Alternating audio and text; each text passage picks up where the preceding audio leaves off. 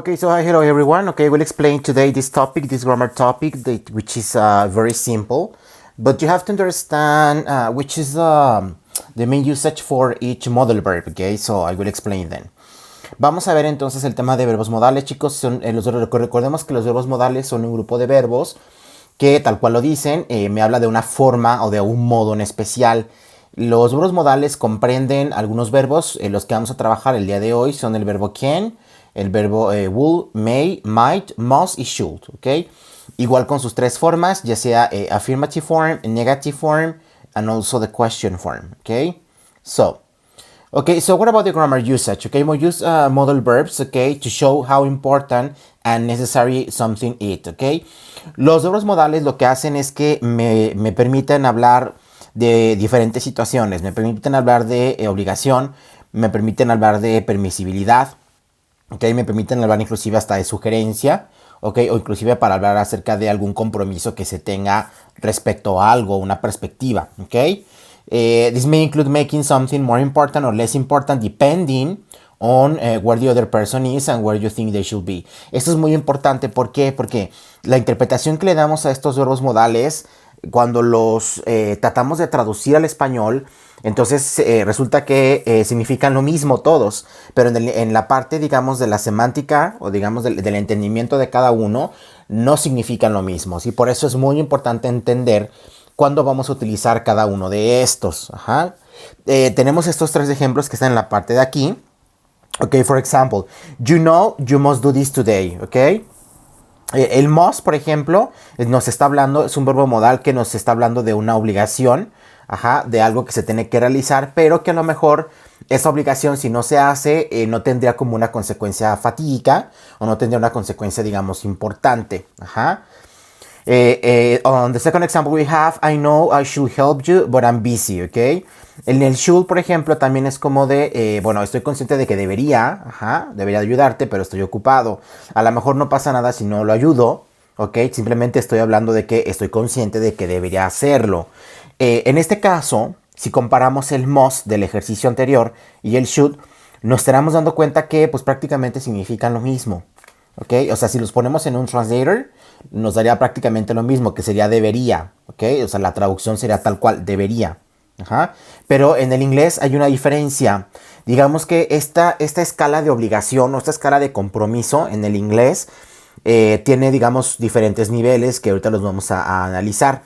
El must, por ejemplo, estaría en un nivel de compromiso más elevado que un should. ¿Sí? Entonces es importante tomar en cuenta cuando utilicemos modal verbs esta escala de obligatoriedad que yo le llamo, para poder entender entonces dónde voy a ubicar ese compromiso, ¿sí? O de esa acción o de eso de lo cual se está hablando, perdón, o se está solicitando. Ajá. En el tercero, por ejemplo, dice, Jim said you ought to do it today and it must be done this week. El ought, por ejemplo, es un poco más formal, es un modal verb un poco más formal, pero dentro de esta escala de obligatoriedad del cual les estoy hablando, lo pudiéramos encontrar dentro del should. Y el must, pues, solamente estaría arriba. ¿Sí? Por ejemplo, Jim said you ought to do it today. Es como que, bueno, Jim dijo que deberías de hacerlo hoy, ¿verdad? And it must be done this week. And it must be done, ¿ok? Con el must me está diciendo que entonces tiene que estar hecho esta semana. O sea, hay un mayor compromiso para que ese trabajo o esa situación se cumpla, ¿ok? So, this is the obligatory scale. Ajá, esta es entonces la escala de obligatoriedad del cual yo les estaba hablando. Donde entonces tenemos en la parte máxima de esta escala el have to, que es el verbo modal que entonces me habla de una obligación máxima, ¿sí? O sea, cuando yo utilice un have to es porque de verdad se tiene que hacer esa acción, ¿sí? Lo tenemos que cumplir al 100%. Luego después de ahí tenemos el must, ajá. Luego tenemos el should y el ought. Y al final de la escala tenemos un may y un might, ¿ok? El may lo utilizamos para el presente y el might para el pasado. Pero esta escala de obligatoriedad pues solamente me habla inclusive hasta si hablamos ya de un nivel de may y might, de una sugerencia. No así como que yo te sugiero que lo hagas, pero solamente no va a suceder o no va a haber como una consecuencia fatal si no se hace. ¿Sí? Entonces tenemos que entender esta escala porque así nos va a permitir entonces identificar a estos verbos modales. En esta parte izquierda yo les pongo una tabla donde vienen todos los verbos modales del inglés, ¿sí? Todos completitos, pero solamente vamos a enfocarnos ahorita en los que vienen en el programa, que en este caso sería el can, ok, el may, el must. El can, recordemos que es poder, ajá, solicitar, por ejemplo, que algo se pueda realizar. El can lo utilizamos para situaciones, por ejemplo, de reglamento, situaciones que podamos hacer, o bien solicitar algún permiso. El may es para dar sugerencias también, generalmente. El must es para hablar acerca ya de una obligación que es un poquito más necesaria. El ought to es, digamos, similar al should. Hay, digamos, como un compromiso, pero sin embargo a lo mejor no es tan estricto. Ok, el should, que también se encuentra en el mismo nivel del ought to. Y bueno, ya generalmente son los más utilizados, ¿sale? Okay, so now let's continue.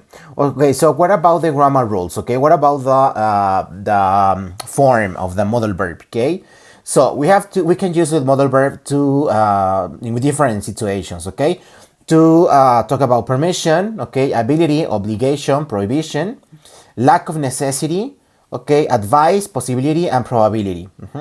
Esos son los usos que se le dan entonces a los verbos modales. Dependiendo del verbo modal es entonces el uso que le voy a dar. Si estoy hablando de otorgar un permiso, si estoy hablando de habilitar a alguien, si estoy hablando de una obligación, de una prohibición, de una necesidad, o por ejemplo de una advertencia o una sugerencia, de posibilidad o bien de probabilidad. Y vamos a ver entonces las tres formas de los verbos modales. Ok, esta es la primera forma de affirmative form. Ok, esta es la estructura gramatical. We have first then the subject. Ok, tenemos primero el sujeto. Luego tenemos el modal verb, ok, el verbo modal. Luego tenemos el verbo en forma base, en infinitivo. Y el complemento. Ok, so for example, we can see here. You, ok, must close the window. It's so cold. Entonces tenemos el sujeto, que en este caso es el you. Then we have must. Then we have close. And then we have the window, it's so cold, which is the complement. Aquí, por ejemplo, en esta situación, en este ejercicio, estamos utilizando el must. Si recordamos el must, entonces es un verbo modal que me habla de un compromiso o una obligación, sin que exista una consecuencia fatídica, a diferencia del have to. En el have to es algo que se tiene que hacer, ¿sí? Entonces tenemos que entender que aquí entonces está haciendo frío y por lo tanto se está ordenando, o una persona le está ordenando a otra que cierre la ventana. Aquí es importante nada más, chicos, recordar que el verbo principal de la oración, en este caso es close, lo vamos a dejar en forma base, no lo vamos a conjugar, ¿sí? Simplemente lo vamos a dejar como close. ¿Sí? Entonces, este sería el affirmative form. Ok, then we have the negative form. ¿Qué pasa en el caso de la forma negativa? Lo único que vamos a hacer es agregar un segundo auxiliar, que en este caso sería el not. Después del verbo modal, vamos a ubicar entonces el not y luego el verbo en forma base. Aunque atención, si yo junto el verbo modal con el auxiliar not para poderlo hacer negativo, inclusive yo aquí lo puedo dejar como un contraction form o una forma de contracción. Sí, que en este caso yo puedo decir should not, o bien yo pudiera decir inclusive shouldn't, que sería el contraction form. Ok, y luego después el go, que sería en este caso el verbo principal, igual sin conjugar, en forma base, y el complemento. Ok, for example, they should, I can say, they should not go on vacations now, or also I can say, they shouldn't go on vacations now. Okay, so we have these different situations. Okay, now let's continue then. Then we have the question form, okay. Tenemos entonces la forma de pregunta donde tenemos un verbo modal, es decir, cambiamos el verbo modal al inicio de la estructura, ok. Luego tenemos el sujeto, el verbo principal que lo trabajamos en forma base, el complemento y el question mark, ok. For example, can I go to the bathroom? Ok, aquí entonces recordemos que el can es para solicitar un permiso, ok. Entonces can I es, bueno, I sería el sujeto. Después el verbo principal lo dejamos como en forma base y el complemento y con el question mark, ¿ok?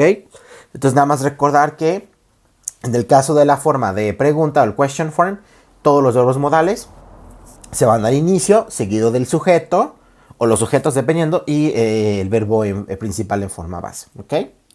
So, thank you very much and that will be everything for today. Thank you.